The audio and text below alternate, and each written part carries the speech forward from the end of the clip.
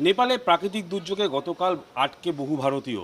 ঠিক তেমনই একজন ব্যক্তি পণ্যশ্রীর রঞ্জিত হাওলাদার, যার বাড়ি হচ্ছে পণ্যশ্রী মে রোডে, এই তার বাড়ি।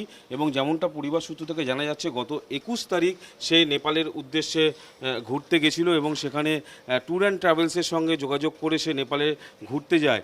গতকালকের ঘটনার আগের দিন অর্থাৎ পরশু দিনকে মেয়ের সঙ্গে তার কথা হলেও গতকালকে যখন এই প্রাকৃতিক দুর্যোগ ঘটে তারপর থেকে কিন্তু কোনো রকমভাবে যোগাযোগ করা যাচ্ছে না। এবং যে ট্যুর অ্যান্ড ট্রাভেলসের সঙ্গে সে গেছিল তাদের সঙ্গেও কিন্তু এই রঞ্জিত বাবুর যে মেয়ে, সে কিন্তু কোনোরকমভাবে যোগাযোগ করতে পারছে না। এবং পরিবারের লোক কিন্তু অত্যন্ত দুশ্চিন্তার মধ্যে রয়েছে, চেষ্টা করছে নেপাল গভর্নমেন্টের সঙ্গে যোগাযোগ করা। যতগুলো হেল্পলাইন নাম্বার দেওয়া আছে ভারতবর্ষ থেকে, সেই হেল্পলাইন নাম্বারেও যোগাযোগ করছে, কিন্তু কোনো রকমভাবে কিন্তু এই রঞ্জিত বাবুর সঙ্গে পরিবারের লোকজন যোগাযোগ করতে পারছে না। সেক্ষেত্রে কী অবস্থায় রয়েছে, কখন তিনি ফিরবে, সেটা নিয়ে কিন্তু প্রশ্নচিহ্ন রয়েছে পরিবারের মধ্যে। আপাতত এটাই জেনেছি যে বোধহয় গ্রুপের মধ্যে দুজন ফিমেল টুরিস্টকে রেস্কিউ করা গেছে, কিন্তু বাকিদের ব্যাপারে কোনো আপডেট নেই।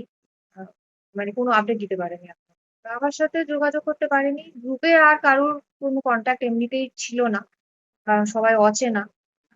গ্রুপের যে ট্যুর গাইড ছিল তার নাম্বার ছিল, তাকে ট্রাই করেছিলাম কিন্তু কন্ট্যাক্ট করতে পারিনি, কোনো নেটওয়ার্ক পাওয়া যাচ্ছে না। কিন্তু যতক্ষণ না কোনো খবর পাচ্ছি ততক্ষণ প্রচন্ড চিন্তা। ভালোভাবে একটা রেস্কিউ অপারেশন যদি করা যায়, যাতে সবাইকে আইডেন্টিফাই করা যায়, এটাই মানে গভর্নমেন্টের কাছে এটাই আবেদন করবো।